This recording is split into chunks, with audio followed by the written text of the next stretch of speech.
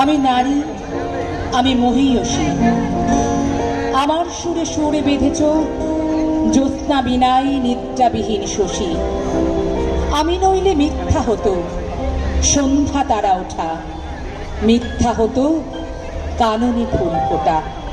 নমস্কার, Anandi the utopia ও বাংলার ব্রতচারী সমিতি আয়োজিত আজকের এই সন্ধ্যায় উপস্থিত সকল নারীকে আমাদের শ্রদ্ধা ও কুর্নিশ জানিয়ে চলে যাব আমাদের নিবেদনে। তবে তার সঙ্গেই অশেষ শ্রদ্ধা রইল আমাদের পাশে দাঁড়িয়ে থাকা সেই সমস্ত পুরুষদের জন্য। কথা মানবী একটি কবিতা, একটি 1200 লাইনের আত্মকথন, অথবা একটি অসমাপ্ত ইতিহাস গীতিকা। কথা মানবী সেই নারী যে যুগান্তের অপমান আর অবহেলার পরেও ভালোবাসতে পারে, প্রতিবাদ করতে পারে, যে নতুন জন্ম নিয়ে ফিরে ফিরে আসে দ্রৌপদী, গঙ্গা, সুলতানা রেজিয়া, মাধবী, মেধা পাটেকার, মালতী মুদি, শাহবানু বা খনার মধ্যে দিয়ে, যে হেঁটে চলে যুগ থেকে যুগান্তরে, মিশে থাকে প্রতি ভারত কন্যার রক্তে, যে স্বয়ং ইতিহাস। তবে আজকের এই স্বল্প পরিসরে সকলকে নয়, আমরা শুধুমাত্র চেষ্টা করেছি কয়েকজন নারীর যন্ত্রণা ও লড়াইকে ছুঁয়ে যেতে, যে লড়াই ও যন্ত্রণা নারীর আজীবনের সঙ্গী। তাই তো আজ আন্তর্জাতিক নারী দিবসে আমাদের প্রেরণা আবৃত্তি অনুশীলন কেন্দ্রের বনলতা বিভাগের নিবেদন কবি মল্লিকা সেনগুপ্ত রচিত কথা মানবীর আশ্রয়ে অগ্নি সম্ভূতা নারী। হস্তিনাপুরের এক গৃহবধূ, সেই আমি আবার জন্মেছি।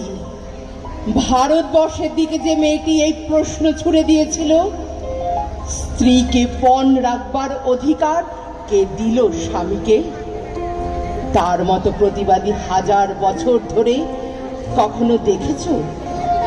সেই দিন নেশাগ্রস্ত রাজা যুধিষ্ঠির ভারত কাঁপানো সেই কুপ্রস্তাব পেশ করলেন। যিনি নন অতি খর্বা, অতি কৃষ্ণা, কৃষাভা রক্তাভ পদ্ম পলাশ চোখ, নারী দ্রৌপদীকে পণ রাখলাম। পৃথিবীর তখনও কিন্তু ধ্বংস হয়ে যায়নি মানুষ। ভারতের ইতিহাসে বাকি ছিল আরো দুর্ঘটনা। আমি প্রশ্ন পাঠালাম, প্রাতিকামী জেনে এসো প্রাজ্ঞদের থেকে, নিজেকে না দ্রৌপদীকে ধর্মরাজ কোন বাজি আগে হেরেছেন? উত্তর এলো না কোনো। পরিবর্তে ধর্মরাজ বলে পাঠালেন, রজস্বলায় কোবাস্ত্রা, কাঁদতে কাঁদতে তুমি শ্বশুরের সামনে এসে দাঁড়াও। তিনি ধরলেন চুল দুঃশাসন এসে, সেই মেঘবর্ণ চুল যেখানে ফাল্গুন তুমি মুখ গুজে শুয়েছিলে নরম নিশীথে। কন্দর্প নিন্দিত কান্তি ভীমসেন এই চুলে খেলা করতেন, এই চুলের সুগন্ধে স্নায়ু শান্ত রাখতেন রাজা যুধিষ্ঠির। মাতৃহারা সহদেব এবং নকুল এই চুলের রহস্যে ভুলে টানতে এনে প্রকাশ্য সভায় দাঁড় করালেন এক অসূর্য পশ্চা মহিষীকে। তোমরা পুরুষজন বাঁ হাতে নারীকে ঢেলে অন্দরে পাঠাও, ডান হাতে তোমরাই গা থেকে কাপড় টেনে খুলে নাও উন্মুক্ত বাজারে।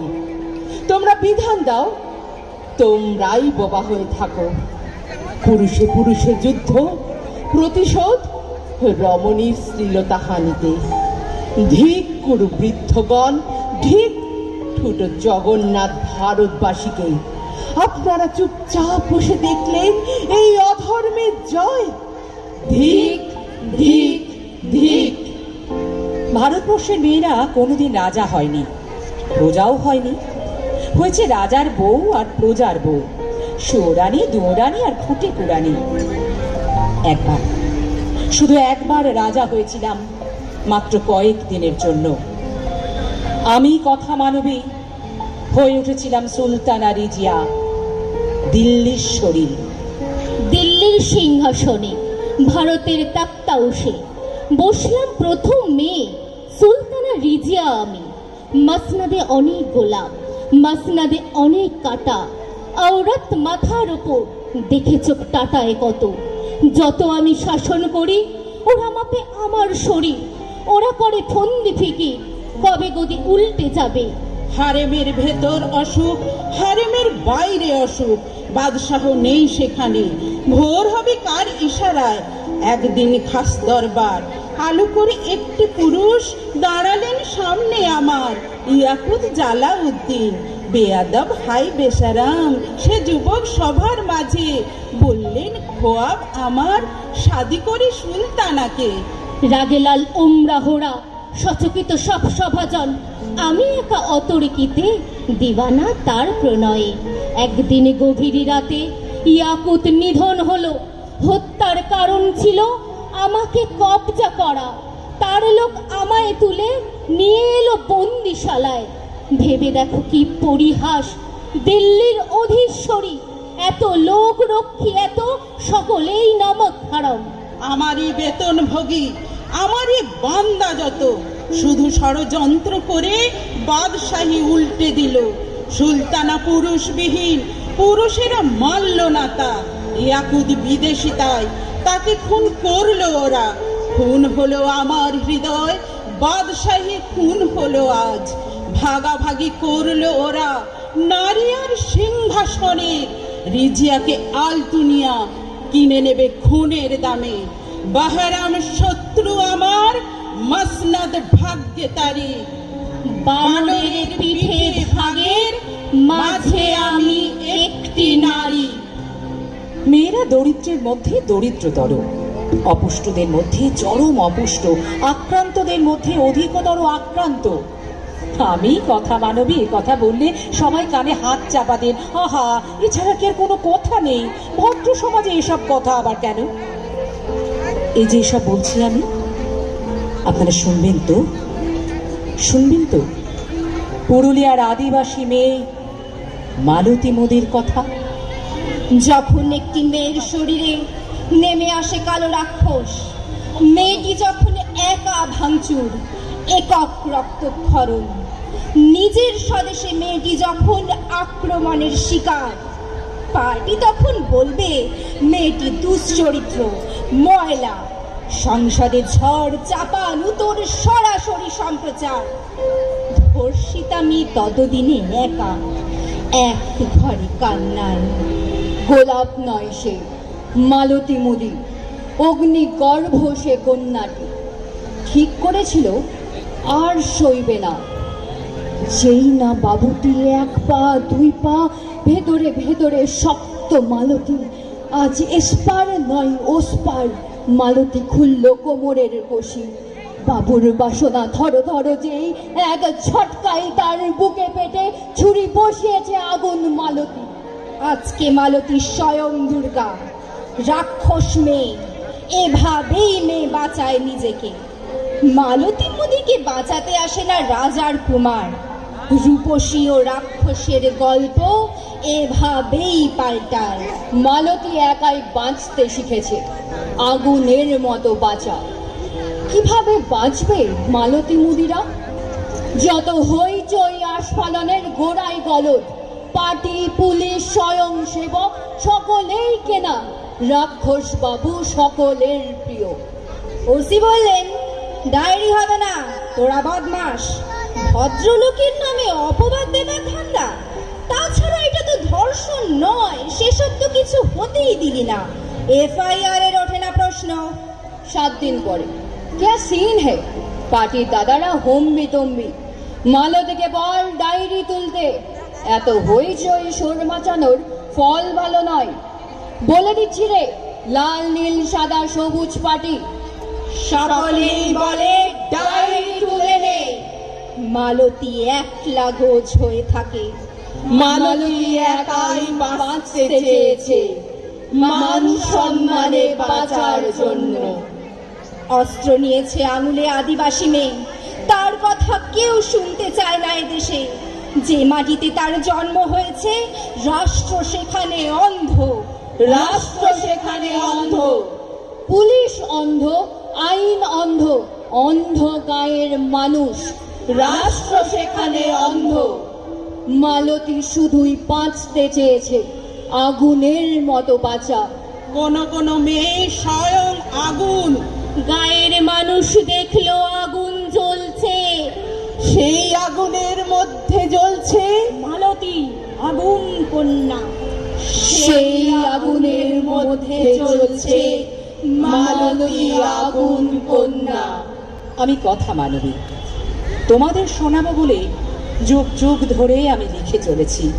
আমি গার্গী, আমি মৈত্রী, আমি বিবাহ মন্ত্রের কবি সূর্যা, আমি মহাশ্বেতা, কোনো প্রতিকূলতায় যার লেখনীকে আটকে রাখতে পারে না। আমি খনা, নিষ্ঠুর সমাজে যার জীব কেটে নেয় সত্য বলার অপরাধে। মঙ্গলে উষা বুধে পা, যথা ইচ্ছা তথা যা। নারী হয়েও জ্যোতিষী, রাগ করলেন পতিশ্রী। নবরত্ন সভার ধন, বরাহ আর মিহির কন। নারী যদি ঘরেই শেষ, ধন্য রাজার পুণ্য দেশ। ঘরের আব্রু বাঁচাতে খনায় রাখি খাঁচাতে। খাঁচা যদি ভাঙতে চাও ইষ্ট নামের গান গাও।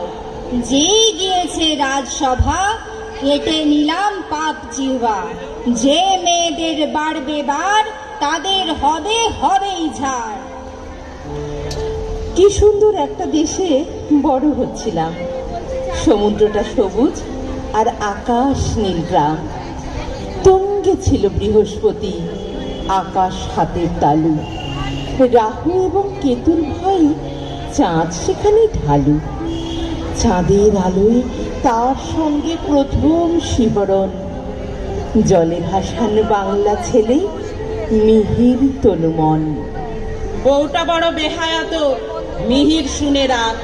জ্যান্ত আগুন ঘরের মাঝে, এখুনি ওকে ঢাক। বরাহ বড় ক্রুদ্ধ হন, রাজ জ্যোতিষী তিনি। তাঁরই ঘরের আব্রু নিয়ে এমন ছিনিমিনি। বলেন, শোনো বৌমা, তুমি রাজাকে বলে দাও জ্যোতিষ কিছু জানো না, শুধু প্রবাদ আওড়াও। আর না জানো দেখি তোমায় জ্যোতিষ চর্চাতে। এখন থেকে তোমার কাজ বেগুন আলু ভাতে। এই সভ্য বঙ্গদেশে নারীর মুখশ্রী বড় পরাধীন, ঠুনকো ভঙ্গু বড় অসহায়। আমার মুখের বুলি, আমার কলম কালি, ছিঁড়ে নিতে চায় বঙ্গদেশ। মেয়েরা জ্যোতিষী নয়, মেয়েরা বচন বলবে না। কে বলেছে এসব নিয়ম? আমার ভেতরে যদি আগুন জাগ্রত থাকে, কতদিন ছাই চাপা দেবে? জীব সামলাতে পারিনি, জীব আগলাতে পারিনি। খোলা মাঠে একা অসহায় দাঁড়িয়েছে মোর জিহ্বা। তলোয়ার খোলা জল্লাদ ছুটে এলো ওকে মারতে। চিৎকার করে বললাম, মারবে তো মারো আমাকে, আমি মরে যাব লহমায়, বেঁচে থাক শুধু জিহ্বা। সুবচনী এই মেয়েকে দুর্মুখ করে তুলো না। বেঁচে থাকো তুমি বরাহ, বেঁচে থাক ন্যায় দণ্ড। মেয়েদের কথা বলবার অধিকার কেড়ে নিও না। জল্লাদ তবু থামে না, ভয়ানক এক আঘাতে কেটে নিল আলজিভটা। খনা মুড়ে গেল তখনই। আমাদের নারী জিহ্বা মাঠে পড়ে আজও কাঁদছে। মাঠে পড়ে আজও কাঁদছে আমাদের নারী জিহ্বা। মাঠে পড়ে আজও কাঁদছে আমাদের নারী জিহ্বা। তবু আবার আসিব ফিরে বঙ্গদেশে গঙ্গা জলবে। মনে রেখো ও ভারত, তোমারই দোকান কাটা মেয়ে। মনে রেখো ও ভারত, তোমারই দোকান কাটা মেয়ে। নমস্কার। নিবেদিত হল অগ্নি সম্ভূতা নারী। অংশগ্রহণে মহুয়া পাজা, সঙ্গীতা চ্যাটার্জি, তিতাস সাধু, দেবযানী চক্রবর্তী, রীমা মুখার্জি, রুমা মণ্ডল এবং আমি অমৃতা হালদার রায়। সংকলন ও পরিচালনা অমৃতা হালদার রায়। প্রযোজনা প্রেরণা আবৃত্তি অনুশীলন কেন্দ্রের বনলতা বিভাগ। সকলকে অনেক ধন্যবাদ। অসংখ্য ধন্যবাদ। আমি মম্পাদিকে ডাকবো, আমাদের আনন্দিতা ইউটোপিয়ার সদস্যা। মম্পাদি, শীঘ্রই আমাদের মঞ্চে এসো। মম্পাদি, আমাদের প্রেরণা আবৃত্তি অনুশীলন কেন্দ্রকে আমরা স্মারক দিয়ে সম্মাননা জ্ঞাপন করব। আমরা মম্পাদিকে পেয়ে গিয়েছি। মম্পাদি আমাদের প্রেরণা আবৃত্তি অনুশীলন কেন্দ্র সম্মাননা জ্ঞাপন করছে স্মারক দিয়ে। এরপর রয়েছে বেহালা বইমেলা।